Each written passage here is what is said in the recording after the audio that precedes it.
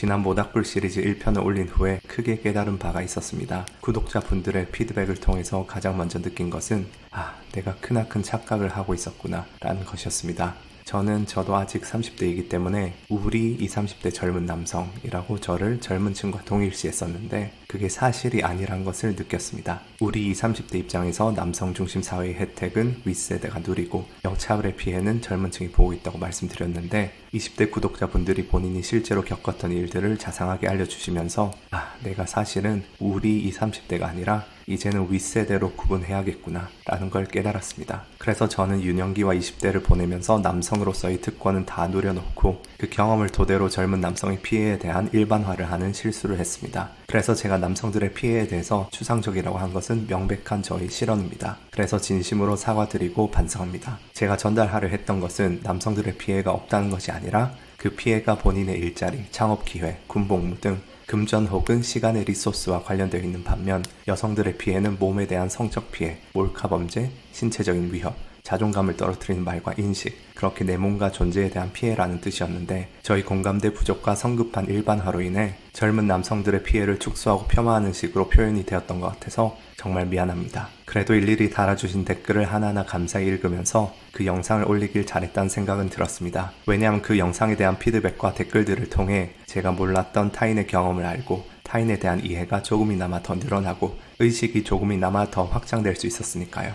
사람은 누구나 본인이 살아온 경험을 토대로 세상을 바라볼 수밖에 없습니다. 저 또한 제가 살아온 한정된 시간 속에서 때로는 편협한 생각을 가지고 있을 수도 있고 때로는 아예 팩트상 틀린 지식을 가지고 있을 수 있습니다. 그러나 최소한 그런 부분들을 지적받았을 때 고집을 부리거나 거짓말을 하거나 얼버무리지 않겠습니다. 구독자분들의 지적을 수용하여 한 발짝 가깝게 다가가겠습니다. 그러니 구독자분도 적어도 이야기를 들어보시고 나서 비판할 것은 비판하며 함께 성장해 나가며 그렇게 앞으로 함께 같은 길을 걸어 나갔으면 좋겠습니다. 그런데 애초에 굳이 이런 투자와 관련 없는 이야기로 긁어부스럼 만들지 말고 투자 유튜버면 투자 이야기만 하라는 분들이 가끔 계십니다. 그런 분들은 저를 굉장히 이타적으로 봐주셔서 감사드리긴 하지만 저는 한 달에 유튜브에서 나오는 3, 40만원 수익 때문에 영상을 만드는 게 아닙니다. 물론 3, 40만원을 무시하는 것은 아니지만 제가 쏟는 시간과 리서치와 노력에 비교하면 제게 있어 유튜브를 하는 건 수지 타산이 맞지 않습니다. 그래서 그렇게 봐주셔서 감사하긴 하지만 아쉽지만 저는 그렇게 이타적인 인간은 아닙니다. 이전에 말씀드렸듯이 저는 지극히 개인적인 이유로 유튜브를 하고 있고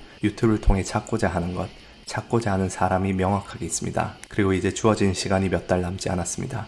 5개월 남짓 남은 상태입니다. 저는 그 목적과 동기에 맞게 행동하고 있으며 앞으로도 그에 맞춰 계획에 따라 행동할 것입니다. 20년간 좌우를 통틀어 안 해본 커뮤니티가 없는 제가 만약에 그저 10만 유튜버가 되고자 한다면 현 시점에서 최고로 논란 여지가 많은 토픽을 구태여 남성 구독자가 91%인 채널에서 다룰 정도로 바보는 아닙니다. 저를 그저 투자 유튜버로만 취급하시고 그저 저를 일방향으로 정보 전달을 하는 사람으로만 취급하신다면 저에게서 얻어갈 수 있는 건 딱 그 정도뿐이 아닐까 합니다. 제가 제 유튜브를 폄하하는 건 아니지만 지난 1년간 다룬 내용들은 기초 중의 기초인 지식들이 대부분이며 인연은 딱 투자 유튜버 정도에서 끝나게 될 것입니다. 그러나 제가 젠더 갈등에 대한 피드백을 읽고 제 시각과 의견을 그에 맞게 보정하고 한 발짝 여러분에게 다가섰듯이 여러분도 저를 대화의 상대로 생각하고 마음을 여실 수 있다면 우리는 함께 이전에는 상상도 못했던 일들을 이룰 수 있을 것입니다. 내년부터 5년간 그리고 그것이 성공적이면 그 너머로 15년, 30년 함께 할 것인데 그러기 위해서는 서로 마음을 열고 한 발짝 다가가는 것부터 해야 하지 않을까 그런 생각을 해봅니다. 저는 그저 구독자분이 구독해놓은 수십 개의 채널 중 하나가 아니라 함께 길을 걸어가는 동료로서 언젠가는 같은 물리적 공간에서 서로 마주할 날이 오게 될 것이라 믿어 의심치 않습니다. 저에게 여러 피드백과 댓글로 좋은 배움의 기회를 주셔서 고맙습니다. 오늘도 저는 여러분 덕분에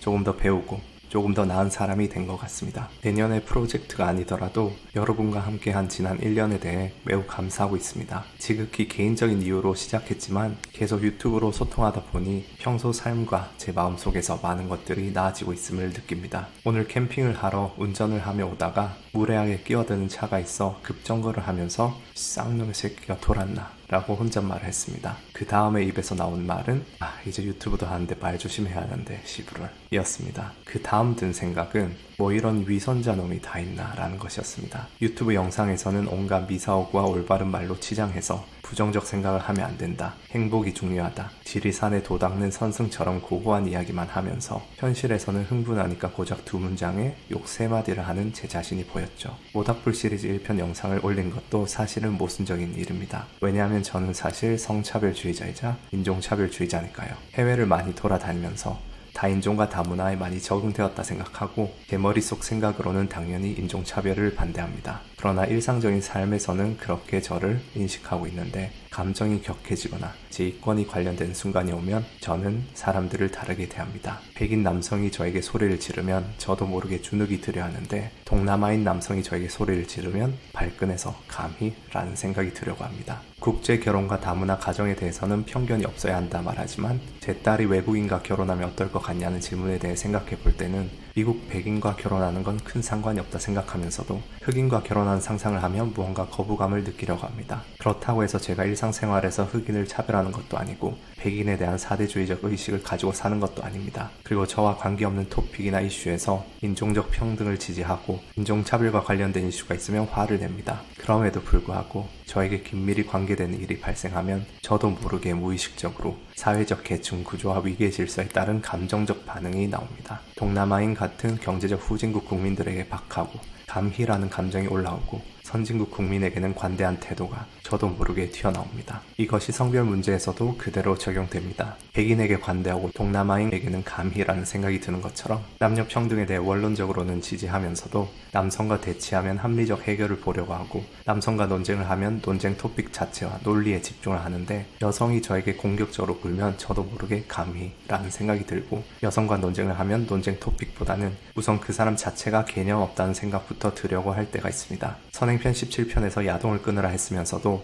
혼자 있을 때 참다 성욕을 참지 못하고 포르노를 검색하고 마는 게 저입니다. 이런 역겨운 위선자가 나를 낳고서 어떻다 운운하면서 젠더 문제를 논하다니 우습기 짝이 없는 이야기입니다. 처음부터 작정하고 그런 위선을 떤 것은 아니었습니다. 좋은 마음으로 정말 구독자분이 행복했으면 좋겠다는 생각으로 행복을 논했고 온통 부정적 감정으로 점철되고 괴롭기만 했던 20대 시절의 제 모습이 주 구독자층인 20대 남성들의 모습과 겹치면서 제가 과거의 저를 만난다면 무슨 이야기를 해주면 좋을까? 그런 마음으로 명상이나 요가 이야기를 했으며 일배 이야기나 야동에 관한 이야기를 했고 젠더 갈등에 대한 이야기를 했습니다. 그러나 그것이 반복되다 보니 저도 모르게 솔직한 저 자신이 아닌 제가 되고 싶고 제가 지향하지만 결코 현실에서 그렇지 않은 어떤 이상적인 월가아재라는 인간상을 유튜브라는 공간 안에서 투영하게 되었습니다. 그리고 그것은 온라인 공간 안에서 하나의 상이 되어 그 자체로 하나의 인격을 형성하게 되었고 때때로 일상 속에서 저를 괴롭힙니다. 그럼에도 불구하고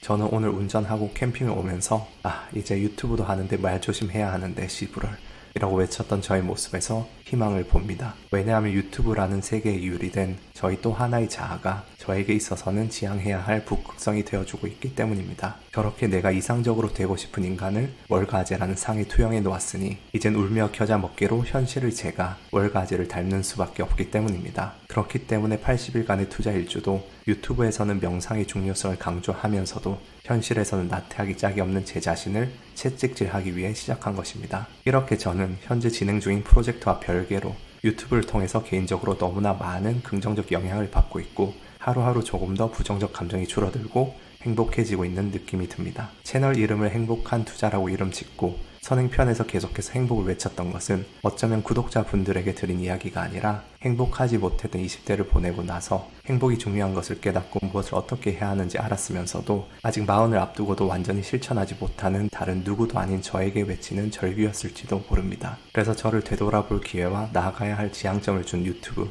그 유튜브를 계속하게 해주신 구독자분들께 진심으로 감사의 말씀을 꼭 전하고 싶습니다. 언젠가는 꼭 영상에서 투영하고 있는 그런 사람이 되어서 어딘가에서 만나 뵙기를 소망합니다. 감사합니다.